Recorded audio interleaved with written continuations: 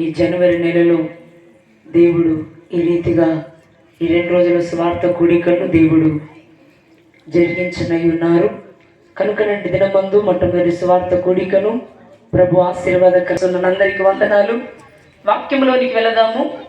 అందరూ శ్రద్ధగా వినాలి. మీరు అడవద్దండి, పిల్లల్ని స్వాధీనంలో ఉంచుకోనండి.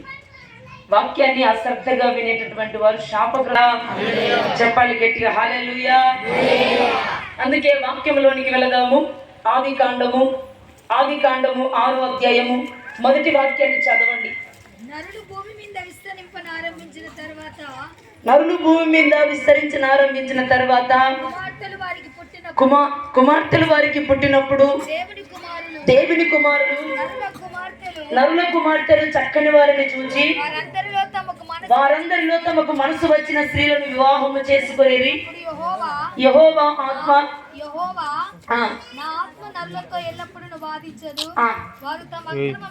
తమ అక్రమ విషయములలో నరమాత్ములై ఉన్నారు. 5వ వచనాన్ని చదవక నరుల చెడుతనం భూమి మీద గొప్పదనియు వారి హృదయం యొక్క తలంపులు కేవలం ఊహంతయు ఎల్లప్పుడూ కేవలము చెడ్డదనియు యెహోవా చూచి తాను భూమి మీద నరులను చేసినందుకు యెహోవా సంతాపము నొంది తన హృదయములో నొచ్చుకొనునే. చాలండి. బైబిల్లో మనము చూసినట్లయితే దేవుడు నాకు తెలియచేసినటువంటి మాటలు మీకు తెలియచేయటానికి పరిశుద్ధాత్మ దేవుడు సిద్ధముగా ఉన్నాడు.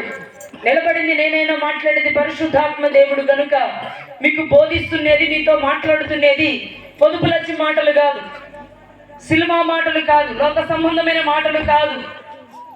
ఇవి జీవము కలిగిన దేవుని మాటలు కనుక ఈ మాటలపై ఎవరైతే విశ్వాసం ఉంచుతారో, ఈ మాటలపై ఎవరైతే నమ్మకం ఉంచుతారో దేవుడు ఈ రాత్రి వారిని దర్శించబోతూ ఉన్నాడు. హల్లెలూయా. చెప్పాలి గట్టిగా హల్లెలూయా. అయితే నోవాహు కాలములోనంట నరులు భూమి మీద ఆరంభించినప్పుడు నోవాహు కాలంలో ఉన్నటువంటి నరులు విస్తరించారంట, అభివృద్ధి చెందారంట, ఎక్కువ మంది అయ్యారంట. అయితే ఎక్కువ మంది అయినందువలన జనులు విస్తరించినందువలన నరులు విస్తరించినందువలన వారు ఏం చేశారంటే దేవుని కుమారులు నరుల కుమార్తెలు చక్కని వారిని చూచి మనసుకు వచ్చిన స్త్రీలను వివాహము చేసుకొని వర్ష లేకుండా వాయా లేకుండా చిన్నమ్మవుతుందా పెద్దమ్మవుతుందా అత్తవుతుందా ఇంకా ఏమవుతుందో తెలియదు, వరుస వాయనకుండగా పాపము చేసి దేవుని యొక్క హృదయమును దేవుని యొక్క మనసును నొప్పించినట్లుగా, వారు దుర్మార్గులై ఉన్నట్లుగా, వారు బలాత్కారము చేత నిండి ఉన్నట్లుగా, వారు చెడుతనము చేత నిండి ఉన్నట్లుగా, పాపము చేత నిండి ఉన్నట్లుగా మనం పరిశుద్ధ గ్రంథములో చూస్తూ ఉన్నాం. అయితే యెహోవా దేవుడు నరులు విస్తరించారు కదా, నా రూపంలో నా పోలికలో చేసుకున్నటువంటి నా బిడ్డలు విస్తరించారు, అభివృద్ధి చెందారు, ఎక్కువ మంది భూమి మీద అయ్యారు. అయితే నా పిల్లలు ఎలా జీవిస్తున్నారు భూమి మీద? నా పిల్లలు ఎలా పరిశుద్ధముగా జీవిస్తున్నారు? నా పిల్లలు నా కొరకు నడుము కట్టుకున్నారా? నా పిల్లలు నా కొరకు పరిశుద్ధముగా జీవిస్తున్నారా? నా బిడ్డలు నా కొరకు నీతి న్యాయములు కలిగి జీవిస్తున్నారా? నమ్మకముగా ఉన్నారా? నాపై ఆనుకున్నారా? నాపై విశ్వాసము కలిగి ఉన్నారా అని దేవుడు భూమి మీద నరులను చూచినప్పుడు నరుల చెడుతనము భూమి మీద గొప్పదయ్యిందంట. హల్లెలూయా, హల్లెలూయా. నరుల చెడుతనం భూమి మీద గొప్పదయ్యినదంట. అందుకే భూమి మీద నరులను చేసినందుకు దేవుడు సంతాపము నొందాడంట, హృదయములో నొచ్చుకున్నాడంట. నా రూపములో నా పోలికలో నా బిడ్డల్ని నేను చేసుకుంటే వీళ్ళు విస్తరించింది కాకుండా దేవుని కుమారులైనటువంటి నా కుమారులు నరుల కుమార్తెలు చక్కని వారిని చూచి వరుస వాయనకుండగా క్రామకత్వములో పడిపోయారు, వ్యభిచారములో పడిపోయారు, పాపములో పడిపోయారు, దుర్మార్గులై జీవిస్తూ ఉన్నారు, చెడుతనము కలిగి జీవిస్తున్నారు, వీరిలో ఏ మంచితనము లేదని చెప్పి దేవుడు వారిని చూచి బాధపడాడని బైబిల్ తెలియచేస్తున్నటువంటి మాటలండి. దేవుడు భూమి మీద నరులను చూచినప్పుడు, చెడుతనము చేసినటువంటి నరులను చూచినప్పుడు, పాపము చేస్తున్న నరులను చూచి చూచినప్పుడు దేవుడు తన హృదయములో నొచ్చుకున్నట్లుగా పరిశుద్ధ గ్రంథములో చూస్తూ ఉన్నాం. అయితే కింద 11వ వచనాన్ని మనము చదివినట్లయితే అక్కడ నరుల గురించి ఏమని చెప్తున్నాడు చదవండి. భూలోకము దేవుని సన్నిధితో చెడిపోయి ఉండెను. బలాత్కారముతో నిండి ఉండెను. గట్టి చదవక్క. భూలోకం బలాత్కారము చేత నిండి ఉండెను. దేవుడు భూలోకమును చూచినప్పుడు అది చెడిపోయి ఉండెను. అమ్మా ఆ పిల్లలతో ఆడుకునే బదులు ఎత్తుకుని పోవచ్చు. మరొకసారి చదవక 11వ వచనాన్ని. నిజంగా భయం ఉండాలి, భక్తి ఉండాలి. భయం ఉండి భక్తి లేకపోయినా వ్యర్థమే, భక్తి ఉండి భయం లేకపోయినా వ్యర్థమే. 2 రెక్కలుంటే నువ్వు ఏదైనా పని చేయగలుగుతావు. 2 రెక్కలుంటేనే నువ్వు ఏ పనైనా చేయగలుగుతావు. ఎక్కడికైనా ఏ పనైనా నువ్వు చేయగలుగుతావు. అదేవిధంగా దేవుని సన్నిధిలో నీకు ఆశీర్వాదం రావాలంటే, దేవుడు నీతో నిజంగా మాట్లాడాలంటే, నీ జీవితంలో కార్యము జరగాలంటే, నీ జీవితంలో దేవుడు అద్భుతము చేయాలంటే, నీ జీవితాన్ని మన ప్రభువు మనల్ని రూపాంతరపరచాలంటే దేవుని మాటలు అశ్రద్ధగా వినకూడదు, పెడచోపెట్టి వినకూడదు. అందుకే ఇంకా ఇర్మియా గ్రంథములో 11వ అధ్యాయములో 2వ వచనములో ఉంటుంది. ఒకసారి చదవండి అమ్మా, ఒకసారి చదవండి. మీ పిల్లల్ని మీరు స్వాధీనంలో ఉంచుకోవాలి, మాట్లాడొద్దండి. ఎందుకంటే దేవుని సన్నిధి మన మధ్యలో ఉంది. ఇశ్రాయేలు దేవుడైన యెహోవా సెలవిచ్చినదేమనగా ఈ నిబంధన వాక్యములను విననొల్లని వాడు పెడచో పెట్టినటువంటి వాడు, అశ్రద్ధగా వినేటటువంటి వాడు, దేవుడంటే దేవుని వాక్యం అంటే ఇష్టం లేని వాడు, నామకార్థముగా వచ్చి కూర్చొని ఏదో వచ్చాము పోయాం అనేటట్లుగా ఉండేటటువంటి వారంట. అక్కడ ఏమని వ్రాయబడిందో మరోసారి చదవండి. వాక్యమును విననొల్లని వాడు శాపగ్రస్తుడవుతాడు. శాపగ్రస్తుడు దేవుని రాజ్యములకు వారసుడు కాడు. అందుకే వాక్యాన్ని జాగ్రత్తగా వినాలి, అశ్రద్ధగా వినకూడదు. ఏదో ఇంట్లో కూర్చున్నట్లుగా, మార్కెట్లో కూర్చున్నట్లుగా, పనికాడికి వెళ్ళి పనిలో కూర్చున్నట్లుగా, ఊరి బయటలో కూర్చున్నట్లుగా, ఇంటి ముందు కూర్చున్నట్లుగా నువ్వు దేవుని సన్నిధిలో కూర్చోకూడదు. దేవుడు అంటే ఆశామాష కాదు. ఆయన బంగారుతో, ఇత్తడితో, ఇనుముతో చేయబడిన ప్రతిమ కాదు, రాయి కాదు, చెట్టు కాదు. ఆయన మాట్లాడే జీవము కలిగిన దేవుడు. ఆయన కోపం వచ్చిందంటే భూమి మీద ఎవ్వరు నిలబడరు. హల్లెలూయా. ఆయనకి ఎదురొచ్చిన ఏవి నిలబడవు. పర్వతాలైనా, లోయలైనా, మెట్టలైనా, సముద్రాలైనా, ఆకాశమైన, భూమి అయినా, ఎంతటి లేచిన మనగాళ్ళైనా కూడా ఆయన ముందు, ఆయన కోపానికి ఎవ్వరు నిలబడలేరు. ఆయన సన్నిధిలో భయముతో ఉన్నావా, భక్తితో ఉన్నావా, ఆయనను ప్రేమిస్తాడు. భయం లేకుండా, భక్తి లేకుండా, అశ్రద్ధగా ఏదో వచ్చామని పెడచో పెట్టారనుకో, వచ్చామని నామకార్థముగా విన్నామనుకో, ఈ రాత్రి దేవుడు నిన్ను చూచినప్పుడు నువ్వు శాపగ్రస్తునిగా జీవించకూడదని దేవుడు ఈ రాత్రి మనతో మాట్లాడుతూ ఉన్నాడు. అందుకే భయం ఉండాలి, భక్తి ఉండాలి. పెడచో పెట్టి దేవుని వాక్యాన్ని వినకూడదు. అందుకే ఇక్కడ ఆది కాండములో దేవుడు ఆ యొక్క నోవాహు కాలంలో ఉన్నటువంటి ప్రజల గురించి ఏమని మాట్లాడుతున్నాడు. ఆది కాండము 6వ అధ్యాయము 11వ వచనాన్ని జాగ్రత్తగా వినాలి. భూలోకము దేవుని సన్నిధిని చెడిపోయి ఉండెను. భూలోకము దేవుని సన్నిధితో చెడిపోయి ఉండెను. భూలోకము బలాత్కారము చేత నిండి ఉండెను. దేవుడు భూలోకమును చూచినప్పుడు అది చెడిపోయి ఉండెను. భూమి మీద సమస్త శరీరులు తమ మార్గమును చెరిపి వేసుకొని ఉన్నారు. దేవుడు నోవాహుతో సమస్త శరీర మూలముగా బలాత్కారముతో నిండి ఉన్నది కనుక నా సన్నిధిని వారి అంతము వచ్చి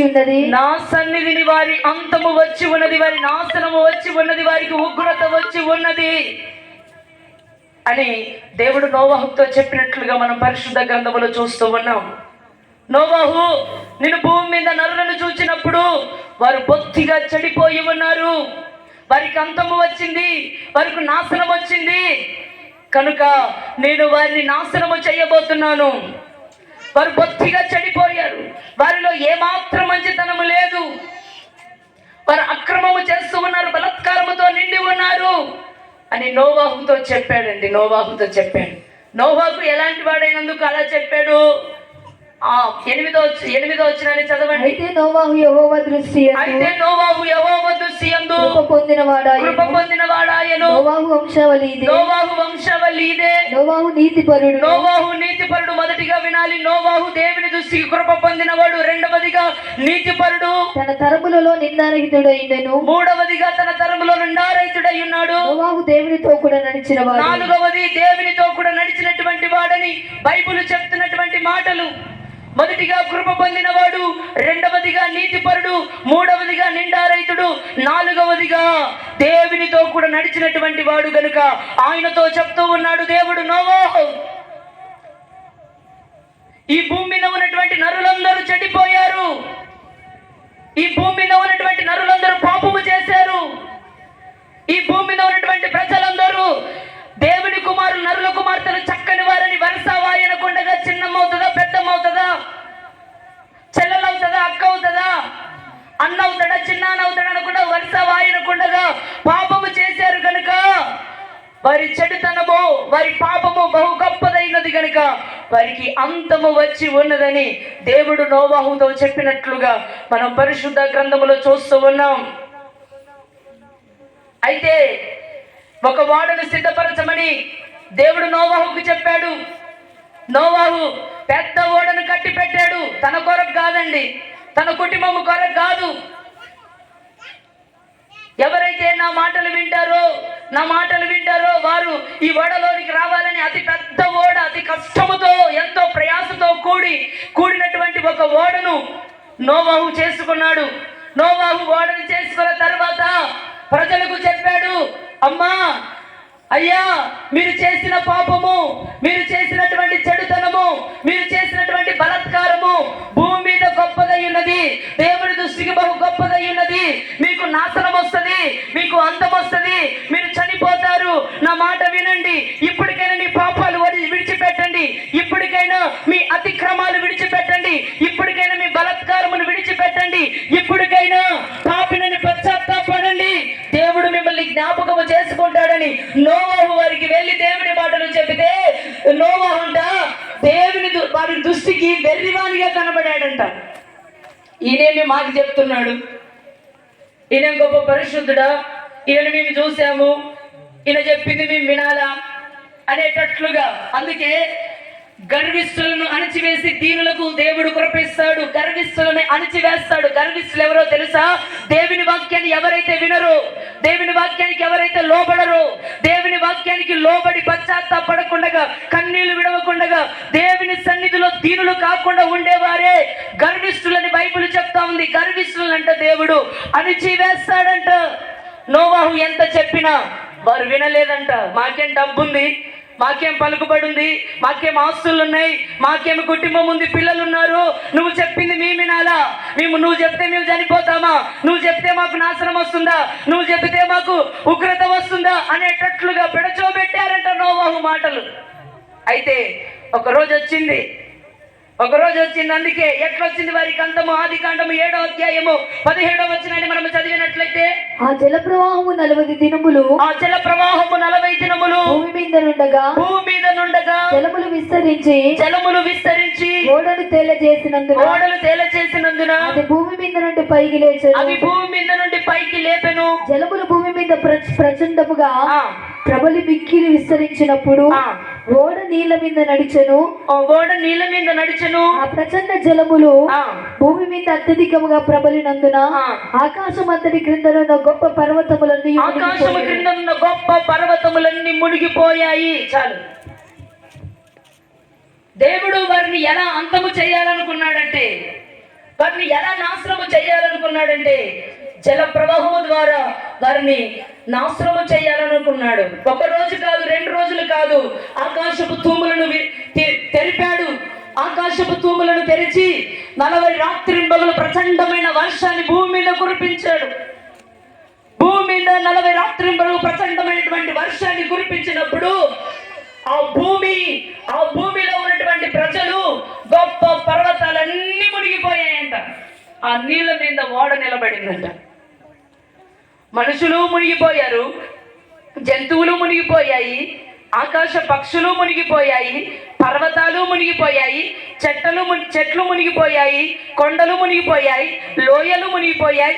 ఎక్కడ చూసినా జలమే, ఎక్కడ చూసినా నీళ్ళే, ఇంకేది కనబడట్లేదు. నీళ్లు మాత్రమే కనబడాయి. ఒక్కటి ఓడ మాత్రమే నీళ్ళ మీద తేలింది. హల్లెలూయా, చెప్పాలి గట్టిగా హల్లెలూయా. అందుకే జలములో అందరూ నాశనమైపోయారు.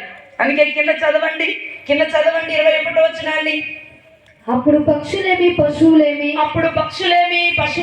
మృగములేమి భూమి మీద ప్రాకు పురుగులేమి ప్రాకు పురుగులేమి భూమి మీద సంచరించు సమస్త శరీరులేమి సర్వ శరీరులేమి సమస్త నరులేమి చచ్చిపోయిరి. అందరూ చచ్చిపోయారు. పురుగులు కూడా, పాకే పురుగులు కూడా, మృగాలు కూడా, పక్షులు కూడా, సమస్త శరీరులు, మనుషులందరూ చనిపోయారు. ఇంకొక్కరు కూడా మెలగలేదు. నోవాహు భార్య, 3 కొడుకులు, కోడళ్ళు, ఇంకా పవిత్రమైన జంతువులు, ఇంకంతే.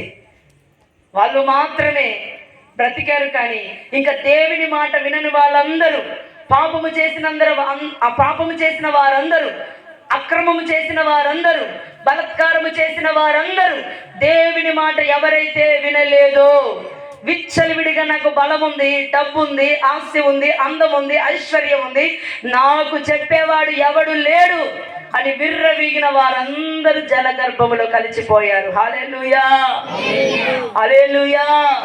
మోసపోకు. దేవుడు వెక్కిరించబడు. అందాన్ని చూసి, డబ్బును చూసి, పలుకుబడిని చూసి నువ్వు గర్వించొద్దు, అతిశయించొద్దు. మనము నీటి మీద బుడగలాంటి వారము. మనము ఎండకు వాడిపోయే గడ్డి లాంటి వారం, పువ్వు లాంటి వారం, అంతలో కనబడి అంతలో మాయమయ్యే ఆవిరి లాంటి వారం మనము. రేపేమి జరుగునో మనకు తెలియదు. మనకు తెలియదు రేపేం జరుగుతుంది. అంతెందుకండి, ఇంకొక గంట సేపులు బ్రతుకుతామనే గ్యారెంటీ కూడా లేదు. అందుకే బైబిల్లో వారు ఎంత విచిత్రముగా బ్రతికారు. నోవాహు నోరు పోయేటట్లుగా చెప్పినా కూడా వారు ఏమాత్రం వినలేదు. వినకుండగా వారు చెడిపోయి, వారిలో ఏ మంచితనము లేకుండా ఇష్టానుసారముగా జీవించినందువలన వారు జలగర్భములో కలిసిపోయారు. అలాగా. హల్లెలూయా.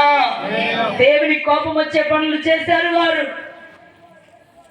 దేవునికి భయంకరమైనటువంటి కోపం వచ్చేటటువంటి పనులు చేశారు కనుక వాళ్ళు జలగర్భములో కలిసిపోయారని బైబిల్ చెప్తున్నటువంటి మాటలు. అందుకే అదే ప్రసంగి గ్రంథము 7వ అధ్యాయము 17వ వచనాన్ని మనం చదివినట్లయితే, ప్రసంగి గ్రంథం 7వ అధ్యాయము 17వ వచనం. అధికముగా నీతిమంతుడు 17వ అధ్యాయం 7వ అధ్యాయం. దుర్మార్గం పనులు చేయకము, అధికముగా దుర్మార్గం పనులు చేయకము, బుద్ధిహీనముగా తిరగవద్దు, నీ కాలమునకు ముందుగా ఎలా చనిపోతావు. నోవాహు కాలంలో ఉన్నటువంటి ప్రజలంట అధికముగా దుర్మార్గపు పనులు చేశారు కనుక, అధికముగా పాపము చేశారు కనుక